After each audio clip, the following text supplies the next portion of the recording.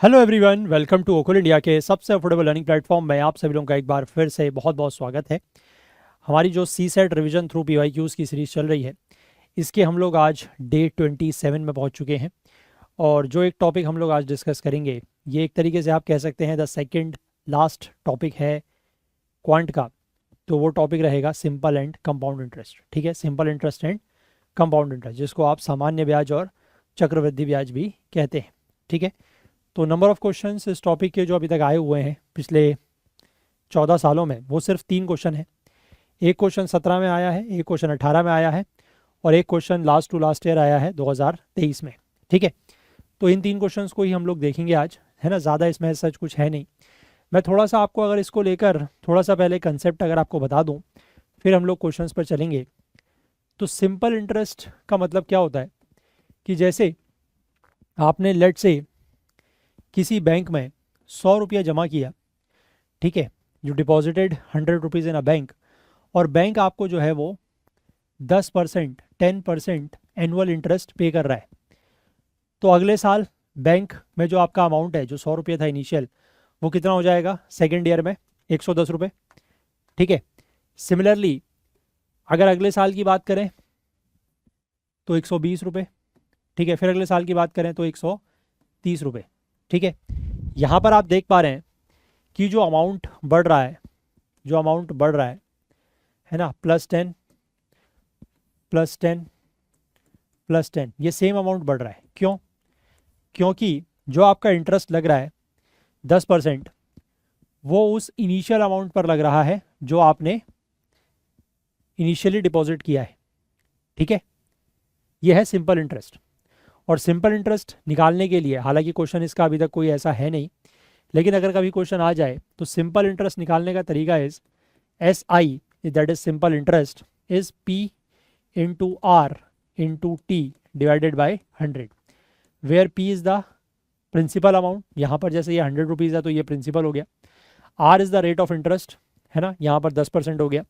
और टाइम का मतलब है कि कितने समय के लिए, है ना, for how many years that money has been deposited, कि कितने समय के लिए या कितने सालों के लिए। बेसिकली ये जो टाइम आप यहाँ पर लेते हैं, that is always to be taken in years. ठीक है, अगर कभी टाइम दिया हो लेट से 18 मंथ्स, तो आप उसको लिखेंगे 1.5। ठीक है, 1, क्योंकि 18 डिवाइडेड बाई 12 कन्वर्ट करेंगे ईयर्स में, so you will write it in years. ठीक है, so this is how you find out the simple interest. ठीक हो गया। तो यानी कि आपने अगर 100 रुपया बैंक में जमा किया और 2 साल के लिए आपको उस पर 10% इंटरेस्ट मिल रहा है, तो सिंपल इंटरेस्ट कितना हो जाएगा? 20 रुपये। और आपको जो अमाउंट वापस मिलेगी वो कितनी मिलेगी? Principal plus simple interest. ठीक है, this is how the simple interest works. ठीक है, अब वहीं अगर मैं बात करूं कंपाउंड इंटरेस्ट की, CI की, तो कंपाउंड इंटरेस्ट में क्या होता है? देखो, आपने शुरुआत में बैंक में लेट से फिर से वही 100 रुपये जमा किए, और बैंक आपको हर साल अब जो इंटरेस्ट पे कर रहा है, that is again 10%, but that is 10% compounded annually. ठीक है, वो कंपाउंड इंटरेस्ट है। तो अगले साल आपका जो अमाउंट है ये 100 रुपये, ये हो जाएगा 110। ठीक है, अब अगले साल जो आपको 10% इंटरेस्ट मिलेगा, वो इस पर नहीं मिलेगा। ठीक है, वो मिलेगा बल्कि इस वैल्यू पर। ठीक है, यानी कि जो यहाँ पर आपने 10% इंटरेस्ट कमाया है या 10 रुपये इंटरेस्ट कमाया है, उस पर भी आपको इंटरेस्ट मिलेगा। ठीक है, इंटरेस्ट के ऊपर इंटरेस्ट मिलना, that is nothing but compound interest. ठीक है, तो अब आपको इसका 10% मिलेगा, मतलब 11 रुपये, तो अमाउंट हो जाएगी 121 रुपये। अगले साल की हम बात करें फिर 10%, वो इस अमाउंट पर 10%। ठीक है, दैट इज 12.1, तो आपका अमाउंट हो जाएगा 12.1, दैट इज 133.1। ठीक है, तो शुरुआती समय में या शुरुआती ईयर्स में, या अगर आपकी अमाउंट छोटी है, तो आपको इन दोनों के बीच में बहुत ज़्यादा डिफरेंस नहीं दिखाई देगा। बट जैसे जैसे समय आगे बढ़ेगा, ठीक है, आप देख सकते हैं कि 1, 2 और 3 साल के बाद यहाँ पर जो अमाउंट है वो 130 रुपये बना। ठीक है, इनिशियल कंडीशन तो वही थी 100 रुपये की, 10% इंटरेस्ट भी था, बट ये जो इंटरेस्ट है ये सिंपल इंटरेस्ट था। ठीक है, और यहाँ पर ये जो 10% इंटरेस्ट है ये कंपाउंड इंटरेस्ट है। तो इसलिए आप देख सकते हैं कि 3 साल के बाद अमाउंट में थोड़ा सा चेंज आया है। Compound interest will always give you hire amount. क्यों? क्योंकि इस पे इंटरेस्ट जो आता जा रहा है उसके ऊपर भी आपको इंटरेस्ट मिल रहा है, ठीक है। अब जैसे यहाँ पर आप सिंपल इंटरेस्ट कैलकुलेट करते हैं इस फॉर्मूले से, तो आप जो कंपाउंड इंटरेस्ट कैलकुलेट करते हैं उसमें पहले कंपाउंड इंटरेस्ट कैलकुलेट नहीं होता। First of all you have to calculate the amount. Amount is calculated by this formula, A that is amount is equal to principal 1 plus r by 100 where r is in rate in percentage to the power you can say t, ठीक है, where t is the time interval in years, ठीक है, ध्यान रखेंगे t is time interval in years, ठीक। ये general formula है when the amount is being compounded annually। कभी कभी ऐसा भी होता है, एक क्वेश्चन भी आपके उसमें 2023 का जो आया हुआ है उसमें यह है कि amount is being compounded half yearly. तो अमाउंट अगर कंपाउंडेड हाफ ईयरली है, let's say there is a interest rate of 10%, amount being compounded half yearly, तो ये जो आर है वो 10 की बजाय आप 5 लेंगे, ठीक है, क्योंकि कंपाउंडेड हाफ ईयरली है। लेकिन फिर आपका टाइम जो 1 साल था, अगर 1 साल का लिए वो इंटरेस्ट आपको लगना था, तो 1 साल में आप कितने हाफ ईयर्स हो जाएंगे, 2, ठीक है, क्योंकि कंपाउंडेड हाफ ईयरली का मतलब है कि वो जो अमाउंट है आपकी वो हर 6-6 महीने के बाद कंपाउंड होगी। कंपाउंडिंग का मतलब ये है जो यहाँ पर हो रहा है, ठीक है, कि मतलब उसके ऊपर इंटरेस्ट बढ़ रहा है, वो कंपाउंडिंग है। अगर वो हर 6 महीने में होती है तो interest rate will get divided by half, अगर दिया हुआ है पर एनम कंपाउंडेड एनुअली तो, और रेट जो है वो हो जाएगा, सॉरी टाइम जो है वो हो जाएगा डबल। अगर कंपाउंडेड क्वार्टरली दिया हुआ है ना, तो rate will become 1/4 and time will become 4 times, ठीक है। और ध्यान रखिएगा it will always be, everything will be in years, और ये रहेगा परसेंटेज में। आपने यहाँ से डायरेक्टली अमाउंट कैलकुलेट कर लिया, अब कितना कंपाउंड इंटरेस्ट चार्ज किया गया है वो आपको मिलेगा अमाउंट माइनस प्रिंसिपल इस फॉर्मूले से, ठीक है। बेसिकली बाकी इसमें एज सच और कुछ है नहीं। क्लियर? चलें क्वेश्चन में चलें।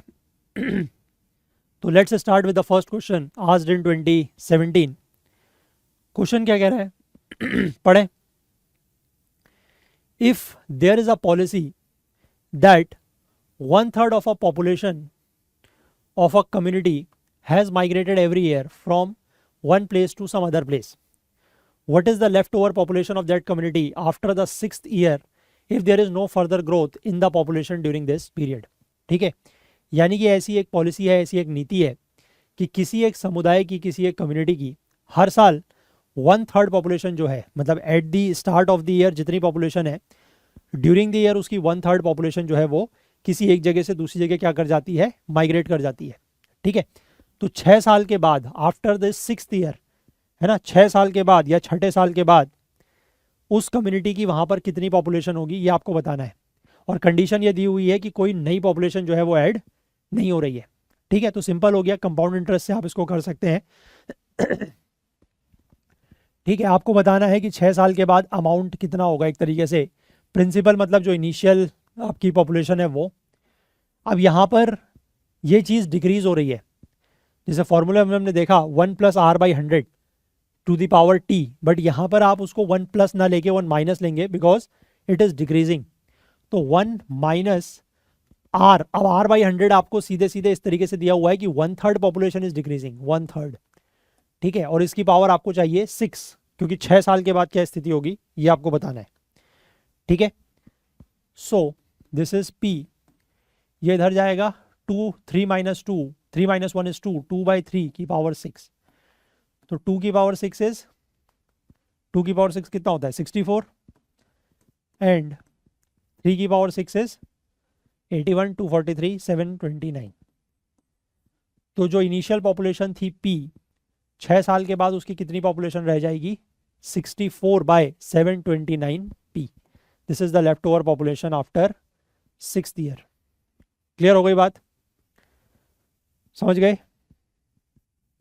आसान क्वेश्चन है, ठीक है। 1/3 पॉपुलेशन कम हो रही है तो सिंपली 1 - 1/3 और वहां से आप निकाल सकते हैं, ठीक है। चलिए 2018 का question, this is also a good question, ठीक है। एक रियल लाइफ एग्जाम्पल से इन्होंने क्वेश्चन बनाने की कोशिश की है। देखिए क्वेश्चन क्या कह रहा है, a person bought a refrigerator worth 22,800 with 12.5% interest compounded and yearly, ठीक है। एक व्यक्ति है वो 22,800 रुपये में एक रेफ्रिजरेटर, एक फ्रिज खरीद के लाता है जिस पर 12.5% का ब्याज दर है कंपाउंडेड ईयरली।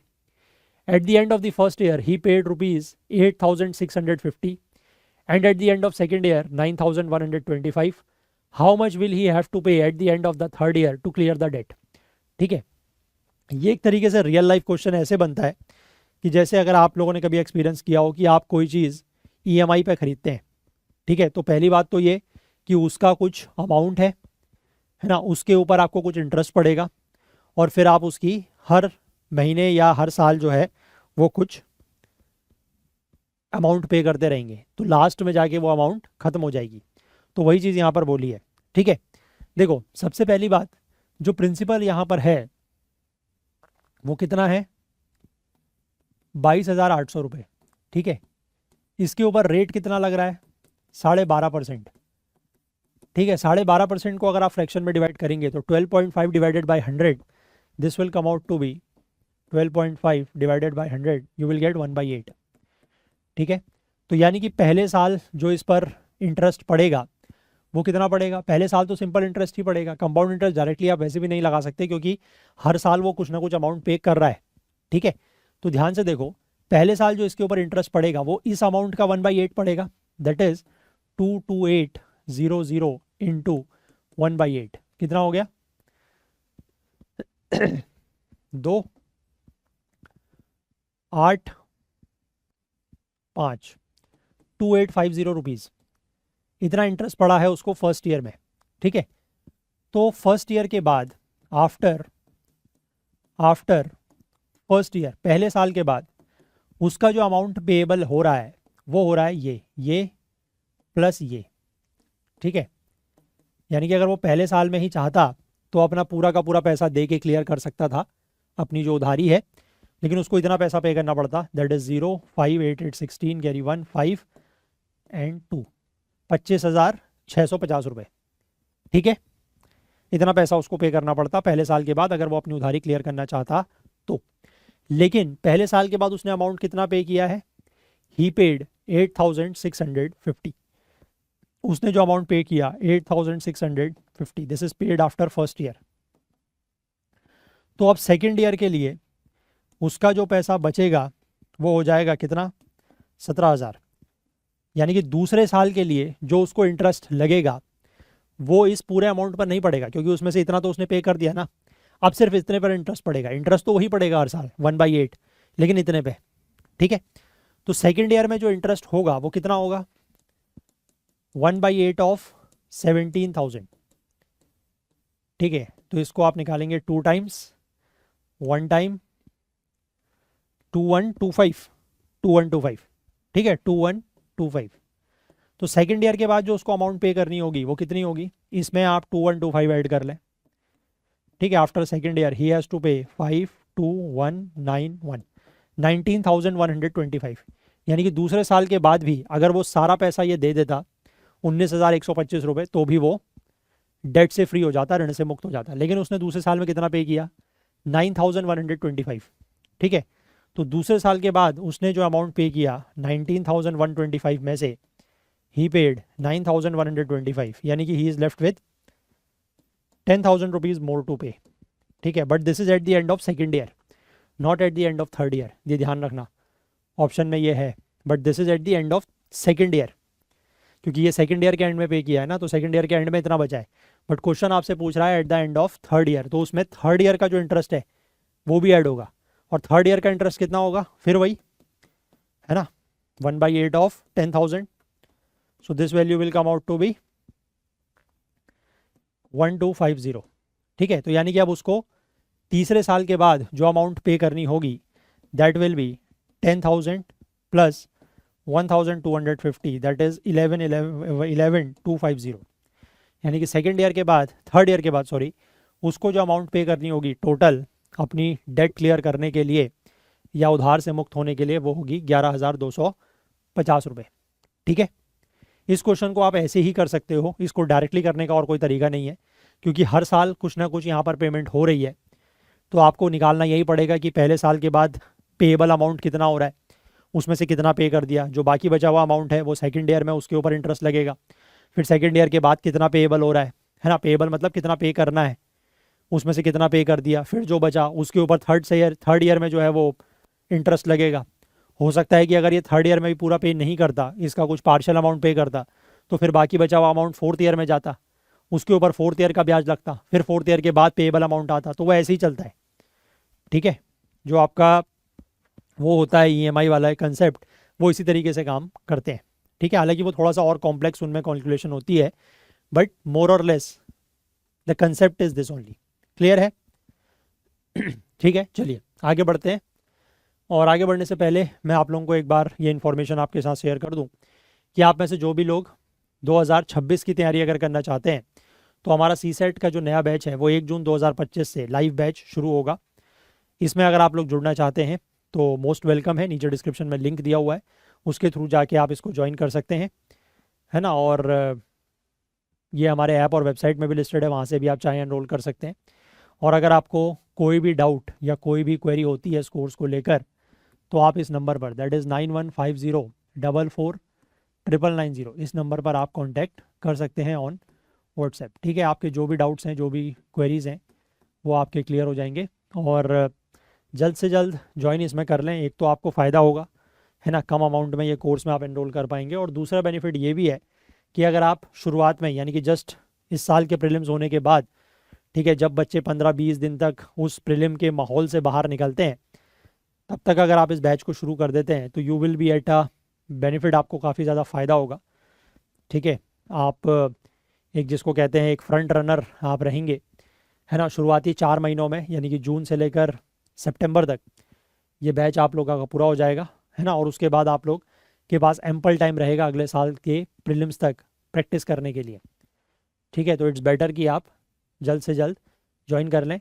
अगर आप नहीं, आपके कोई फ्रेंड्स, कलीग्स, छोटे भाई बहन हैं जो 2026 की तैयारी कर रहे हैं या करना चाहते हैं, तो उन तक भी ये इन्फॉर्मेशन आप लोग पास ऑन कर सकते हैं। ठीक है, चलिए अब हम लोग एक लास्ट क्वेश्चन देखेंगे जो 2023 का क्वेश्चन है। ठीक है, ये क्वेश्चन कह रहा है अ प्रिंसिपल, प्रिंसिपल की स्पेलिंग यही होती है, ठीक है, ध्यान रखना। जो स्कूल वाला प्रिंसिपल होता है ना, वही इस प्रिंसिपल की भी स्पेलिंग वही होती है। Principal P becomes Q in 1 year when compounded half yearly with R% annual rate of interest. If the same principal P becomes Q in 1 year when compounded annually with S% annual rate of interest, then which one of the following is correct? R is equal to S, R is greater than S, R is less than S, और R is less than equal to S. ठीक है, देखो simple, आपको इसमें ज़्यादा कुछ सोचने की ज़रूरत नहीं है। आपको जो चीज़ दी हुई है, दो कंडीशन दी हुई है, एक कंपाउंडेड हाफ ईयरली की है, एक कंपाउंडेड एनुअली की है। जो अमाउंट है, मतलब जो प्रिंसिपल है P, वो अमाउंट Q बन जाता है when the rate of interest is R per annum, but that is compounded half yearly. तो मैंने आपको बताया कि वो R/2 हो जाएगा। सो 2 और नीचे 100 आता है तो 200 हो गया। और एक साल में कितने हाफ ईयर्स? 2, तो ये हो जाएगा 2। ठीक, पहली चीज़। दूसरी चीज़, ये तो कंपाउंडेड हाफ ईयरली का केस हो गया। कंपाउंडेड ईयरली का तो सिंपल केस है, that is Q is equal to P 1 + S/100 की पावर 1। ठीक है, S is the rate of interest compounded annually एक साल के लिए। तो यहां से आप एक चीज देखिए, you can check one thing from here. यहां से अगर आप Q/P की वैल्यू निकालेंगे तो यू विल गेट P, मतलब P तो बाहर हो गया, 1 + R/200 का होल स्क्वायर। ठीक है, 1 + R/200 का होल स्क्वायर। और यहाँ से अगर आप Q/P की वैल्यू निकालेंगे, so you will have 1 + S/100। ठीक है, अब ये दोनों वैल्यूज Q/P की हैं, तो यू कैन इक्वेट देम। सो आप इसको ओपन कर लें, 1 + R², नीचे आ जाएगा 200 का स्क्वायर। ठीक है, प्लस, मतलब ये वही है ना, A + B whole square, A² + B² + 2AB 2AB। ठीक है, and this is equal to 1 + S/100। ठीक है, तो 1 से 1 कैंसिल हो जाएगा। नाउ यू कैन चेक, इसको आप R² बाय, इसको आप करेंगे तो दिस विल बिकम 4 और 1 2 3 4 0। ठीक है, this becomes R/100 and this becomes S/100।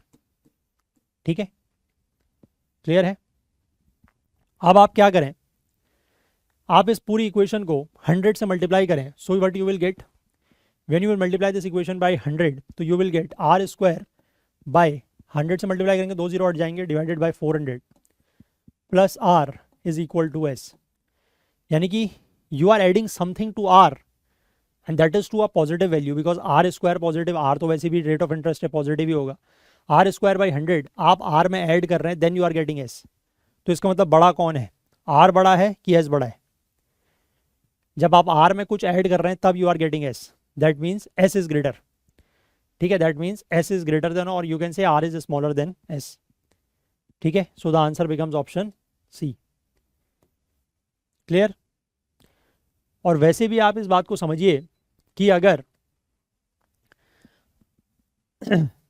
एक प्रिंसिपल है, you take up initial principal, let's say same principal, और आप 1 साल का ड्यूरेशन देखें, उसमें वो वैल्यू 2 बार कंपाउंड हो रही है अगर आप हाफ ईयरली कर रहे हैं तो, और अगर आप एक ही बार उसको कंपाउंडिंग कर रहे हैं मतलब एनुअली, तो एक ही बार कंपाउंड हो रहा है। ठीक है, तो यानी कि अगर आपका रेट ऑफ इंटरेस्ट दोनों केसेस में सेम है, कंपाउंडेड एनुअली में भी और कंपाउंडेड हाफ ईयरली में भी, ठीक है, तो उस केस में, जिस केस में, है ना, तो उस स्थिति में जिस केस में आपका कंपाउंडिंग 2 बार होगी, उसमें आपका अमाउंट बढ़ जाएगा। लॉजिकल है, क्योंकि 2 बार कंपाउंडिंग हो रही है ना, तो अमाउंट 2 बार बढ़ेगा, मतलब 2 बार इंटरेस्ट के ऊपर इंटरेस्ट लगेगा, है ना। अगर कंपाउंडिंग एनुअली हो रही है तो एक ही बार लगेगा। तो ऑब्वियसली अगर आपका प्रिंसिपल अमाउंट सेम है and rate of interest are same, one is compounded half yearly, one is compounded annually, तो हाफ ईयरली वाला जो कंपाउंडिंग है उसमें आपको ज़्यादा अमाउंट मिलेगी at the end of the year. ठीक, ये कंडीशन हो गई। लेकिन यहाँ पर ये दिया हुआ था कि P जो है वो दोनों टाइम पर क्यों बनता है, मतलब आपको जो प्रिंसिपल है वो भी सेम और अमाउंट भी सेम। अब अगर सेम प्रिंसिपल सेम अमाउंट में कन्वर्ट हो रहा है और एक बार वो कंपाउंडिंग एनुअली हो रहा है और कंपाउंडिंग हाफ ईयरली हो रहा है, तो इसका मतलब क्या है, मैंने आपको क्या बताया, अगर रेट ऑफ इंटरेस्ट सेम है, अगर रेट ऑफ इंटरेस्ट सेम है कंपाउंडिंग एनुअली और कंपाउंडेड हाफ ईयरली में, तो उस स्थिति में कंपाउंडेड एनुअली वाला ज़्यादा अमाउंट देगा। लेकिन यहाँ पर अगर वो सेम अमाउंट दे रहा है तो इसका मतलब क्या है, इसका मतलब ऑब्वियसली जो कंपाउंडिंग हाफ ईयरली वाले का रेट है वो कम है। That way also you can logically do this, otherwise mathematically तो है ही है। ठीक है, और एक छोटी सी चीज़ मैं आपको यहाँ पर और बताना चाहूँगा, मे बी कभी कभार क्वेश्चन में पूछ लिया जाए कि अगर आपसे सिंपल इंटरेस्ट और कंपाउंड इंटरेस्ट की जो वैल्यूज़ होती हैं इंटरेस्ट की, ठीक है, आफ्टर 2 ईयर्स, सिर्फ आफ्टर 2 ईयर्स, ठीक है, SI और CI की जो वैल्यूज़ हैं आफ्टर 2 ईयर्स, किसी भी सेम प्रिंसिपल पर, सेम इंटरेस्ट रेट पर, सेम ड्यूरेशन मतलब 2 साल के लिए, अगर उनके बीच का डिफरेंस पूछा जाए तो that difference you can directly write as PR square by 100 square. ठीक है, 100 स्क्वायर मतलब 100 का होल स्क्वायर। ठीक है, 100 स्क्वायर मतलब 100 का whole square, and PR square is only R का square. This is the difference between, और ऑब्वियस सी बात है कि this will be CI minus SI, क्योंकि CI ज़्यादा होगा ना, CI माइनस SI होगा। ठीक है, इसको फॉर्मूले, इसको मतलब आपने कैसे निकालना है, मैंने जो आपको शुरुआत में बताया, SI is equal to PRT by 100। ठीक है, P और R को आप वैसे ही रखें, T की जगह 2 साल, है ना, वहाँ से, और CI जब आप 2 साल के निकाल लें तो आप पहले अमाउंट निकालेंगे, amount is equal to P1 plus R by 100 to the power 2, time is 2 years. वहाँ से आप 1 प्लस R बाई 100 का होल स्क्वायर उसको सॉल्व करेंगे। ठीक है, वहाँ से आपको एक अमाउंट मिलेगी, अमाउंट से आप प्रिंसिपल सब्ट्रैक्ट करेंगे, you will get the compound interest, और फिर आप compound interest minus simple interest निकालेंगे तो you will reach at this value. ठीक है, ये मैं आपको डायरेक्ट बता रहा हूँ, अगर कभी क्वेश्चन आ जाए, but this is valid only for 2 years. ठीक है, हमेशा ये वैलिड नहीं होता, ये ध्यान रखना। ठीक है, अगर कभी दिया जाए कि 2 साल के लिए सिंपल इंटरेस्ट और कंपाउंड इंटरेस्ट का डिफरेंस कुछ दिया है या कुछ आपको निकालना है, तो simply you can directly use this, that is PR square by 100 whole square, where P is the principal, R is the rate of interest compounded annually, मतलब रेट ऑफ इंटरेस्ट सेम ही होगा दोनों में, सिंपल इंटरेस्ट के लिए भी और उसमें कंपाउंड इंटरेस्ट में भी same rate of interest use होगा, that too also compounded annually, या कंपाउंडेड पर एनम या कंपाउंडेड ईयरली, ये सारे वर्ड्स होते हैं, annually, compounded per annum, compounded yearly. ठीक है, और नीचे तो 100 का फिर होल स्क्वायर है। क्लियर है, इसको आप अगर चाहें तो वैसे सॉल्व करके देख सकते हैं, but this is directly also you can use. ठीक है, तो बाकी इसमें ऐसा कोई मतलब खास क्वेश्चन एग्जाम में तो नहीं आए हैं, बट आई ऑल्सो ट्राइड कि कुछ इसमें क्वेश्चन अगर बनाए जाएँ तो, बट आई डोंट फाइंड कि ज़्यादा इस पर समय लगाना या ज़्यादा, क्योंकि it is all based on calculations. ठीक है, फॉर्मूला सिंपल है। ठीक है, अगर कोई बहुत ज़्यादा ट्रिकी कुछ आता है तो उसके लिए फिर अगर आपको कोई ऐसी मतलब वैसे यूपीएससी जनरली ऐसा पूछता नहीं है जिसमें कोई ट्रिक्स वगैरह यूज़ हो। तो सिंपल अगर क्वेश्चन आएगा तो आपको मैंने 3 क्वेश्चन कराई दिए, you can directly do them in this way only, है ना। और अगर कुछ आड़ा टेढ़ा क्वेश्चन आता है, ठीक है, तो just leave it, don't take too much tension, ठीक है, बिकॉज वैसे भी कैलकुलेशन बेस्ड टॉपिक है। अगर कैलकुलेशन वाली कुछ चीज़ आती है तो it will be time taking as well, ठीक है। चलिए तो चलते हैं, और जाने से पहले मैं आप लोगों से एक बार फिर से ये रिक्वेस्ट करना चाहूँगा कि अगर आपको हमारे सेशंस हेल्पफुल लग रहे हैं, अगर आपको यहाँ से कुछ प्रैक्टिस मिल रही है, तो प्लीज़ ट्राई टू कंट्रीब्यूट, कुछ ना कुछ अमाउंट कंट्रीब्यूट करने की कोशिश करें, सो दैट कि थोड़ा सा हमें फाइनेंशियल हेल्प होगी and we really need it, ठीक है। चलिए तो कल को हमारा जो टॉपिक रहेगा दैट विल बी, अच्छा ये कुछ गड़बड़ हो गया यहाँ पर, सॉरी। कल का टॉपिक हमारा रहेगा डे 28 में हम लोग कल चलेंगे, और हमारा जो टॉपिक रहेगा कंपाउंड प्लस सिंपल इंटरेस्ट तो आज हो चुका है, we will take geometry and mensuration, ठीक है। कल का टॉपिक हमारा रहेगा ज्योमेट्री एंड मेंसुरेशन, और ज्योमेट्री और मेंसुरेशन के भी नंबर ऑफ क्वेश्चंस थोड़ा सा ज़्यादा हैं, तो we will take them up in 2 days, है ना। शेयर जो ये इस हफ्ते का शेड्यूल है फ्रॉम 28 टू 4 मई यानी कि कमिंग वीक का, वो आपके साथ टेलीग्राम पर शेयर कर दिया गया है, जो इसके लिए हम लोगों ने डेडिकेटेड टेलीग्राम ग्रुप बनाया है उसमें, है ना। तो उसमें आप देख ही सकते हैं कि ज्योमेट्री मेंसुरेशन हो जाएगा, उसके बाद we have few topics left for reasoning, हम उस पर चलेंगे, और उसके बाद फिर कुछ मिसलिनियस टॉपिक्स ही हमारे बचते हैं, ठीक है। चलिए तो आज के इस सेशन के लिए आप लोगों का बहुत बहुत धन्यवाद। कल को फिर से मिलेंगे, अपनी प्रैक्टिस वगैरह आप लोग जारी रखें। अब 1 महीने से भी कम का समय आप लोगों के पास एग्ज़ाम में बचा हुआ है, तो जितनी मेहनत आप लोग कर सकते हैं उतनी करें, बट अपनी सेहत का और अपने स्वास्थ्य का भी ध्यान रखें, खान पान का ध्यान रखें, है ना। खासकर जो गर्म इलाकों में रहने वाले लोग हैं, आजकल तो खैर वैसे all over India he I think गर्मी का मौसम है, ठीक है। तो थोड़ा सा अपने खान पान का, अपने रहने का, अपने नींद वगैरह का भी ध्यान रखें, और बाकी जितना आप मेहनत कर सकते हैं करें, क्योंकि ये वक्त जो है अगला 1 महीने या 30 दिन का जो वक्त है वो आपके पास लौट के नहीं आएगा, ठीक है। तो इसलिए ये समझ के कि you have to give your best, अपना बेस्ट दें, और सारी कंडीशंस को ध्यान में रखते हुए। चलिए कल को मिलते हैं, तब तक के लिए अपना बहुत बहुत ध्यान रखें, please do take care of yourself, thank you, have a nice day, bye bye.